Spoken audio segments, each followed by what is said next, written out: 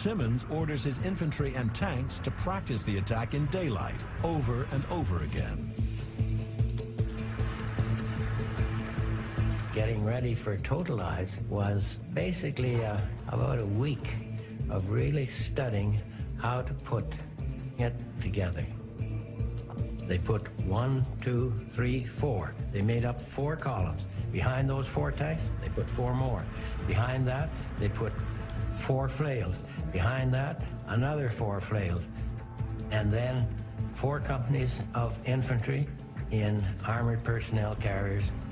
Everything tracked, not one-wheeled vehicles at all. 11:30 hours, August 8th.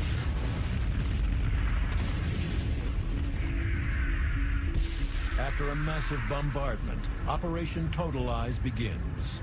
400 British and Canadian tanks lurch forward into the darkness. So you were in a mixture of sentiments. You were afraid, you were proud, you were thrilled, you were bewildered.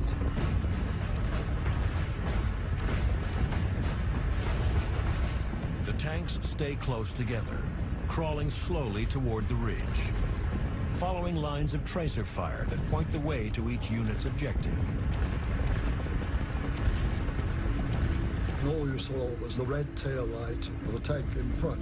So you fixed your eyes on that red tail light and you followed for your life's sake.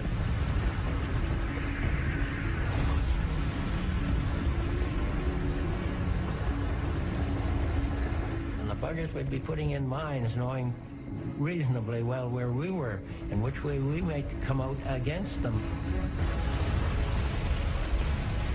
Total chaos, with flashes going on all over the place, shells exploding. You'd hear the shooting going on all over the damn place.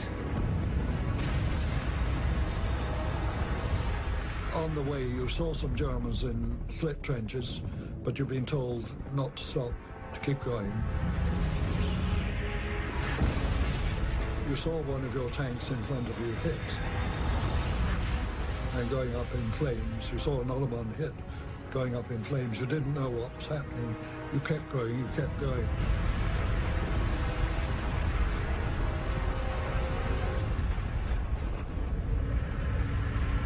By dawn on August 8th, Canadian and British forces have captured most of Verrières Ridge.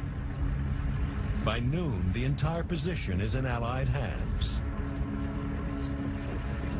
Phase 1 of Operation Totalize is a success, opening the way for the Allies to advance and hook up with U.S. forces further south. On August 21st, after 2 more weeks of fierce fighting, the Allies finally complete their encirclement of the German army in Normandy. Those Germans who remained trapped inside the pocket are now easy prey for the Allies' superior air power. And for a while, this tremendous slaughter, you can only call it, went on. More and more bombers and fighter bombers attacked. The misery around us screamed to high heaven. Refugees and soldiers from the defeated German armies looked helplessly at the bombers flying continuously overhead. It was useless to take cover from the bursting shells and bombs.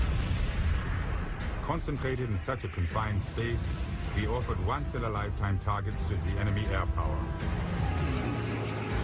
Death shadowed us at every step. We stood out like targets on a range. It was impossible to miss us.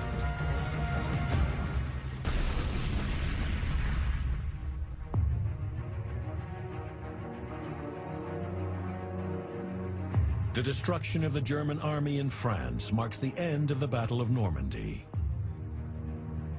German losses are horrific. 200,000 are killed or wounded, and 1,300 tanks are destroyed. Normandy has become a graveyard for the once mighty German panzers. Of the 12th SS Panzer Division, only 10 tanks and 300 men are reported to have escaped, including Kurt Meyer, who was later put on trial for war crimes, including the killing of 18 Canadian prisoners at the Abbaye d'Ardennes. But he spends just 9 years in prison.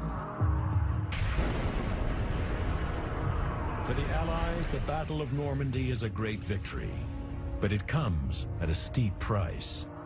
50,000 men are killed, and over 150,000 are wounded. In the Battle of Normandy, the Sherbrooke Fusiliers suffer some of the heaviest losses of the war.